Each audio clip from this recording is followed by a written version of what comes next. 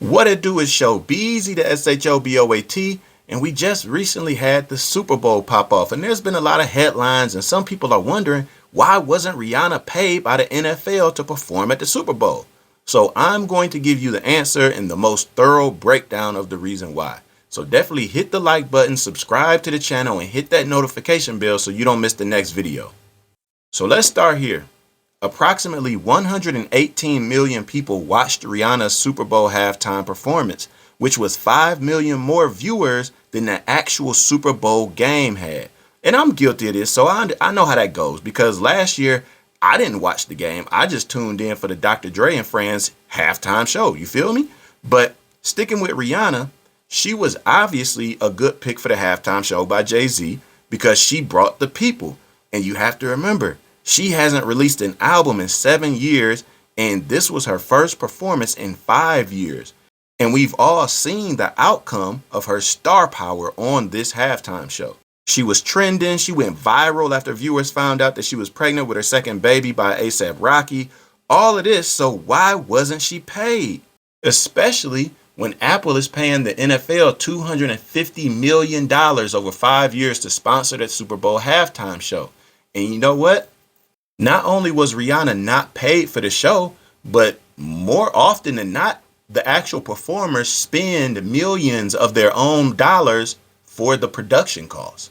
And honestly, it's not just a Rihanna thing. The NFL has convinced some of the world's most prominent artists to perform at the Super Bowl for free. I'm talking Prince, Michael Jackson, Bruce Springsteen, Beyonce, Justin Timberlake, Shakira, the Rolling Stones, Jennifer Lopez, the list goes on and on. So like I told you guys, I'm going to give you a thorough breakdown. So here's how the financials work.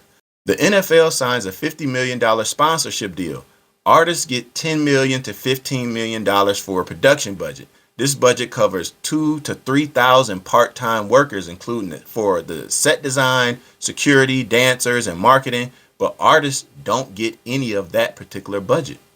Some artists actually spend millions of their own money out of their own pocket for their performance. For an example, The Weeknd spent about $7 million of his own personal money on his show at Super Bowl 55.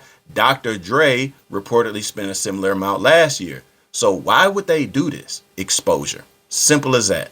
For an example, think about the impact of Rihanna's Super Bowl performance for Rihanna.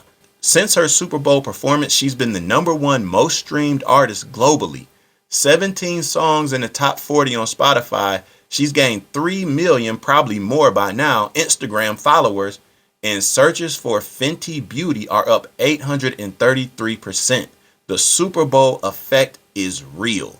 And this is how it typically goes. If you thought those numbers for Rihanna was a fluke, let's look at Justin Timberlake, who saw a 534% increase in his music sales after the Super Bowl. Travis Scott's performance fee went from $500,000 a show to $1 million a show after he performed at the Super Bowl. Jennifer Lopez and Shakira gained 3 million followers, and it's even better when artists actually time up everything, sync it up with a tour to follow shortly after their Super Bowl performance. Like how The Weeknd did. He actually sold 1 million concert tickets a week after his Super Bowl performance. The Rolling Stones set a record with $558 million in revenue for their tour after their show at the Super Bowl.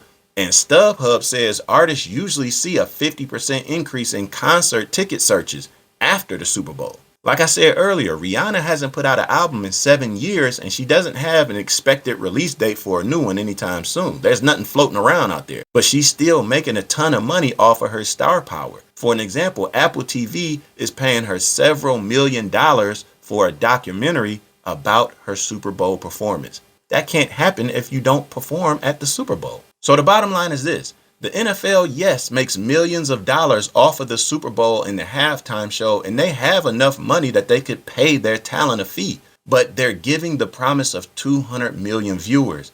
And anybody in that position understands the trickle-down effect of that, as I detailed in here. So that's why you have these mega stars that agree to perform at the Super Bowl free of charge, because they're going to get it on the back end.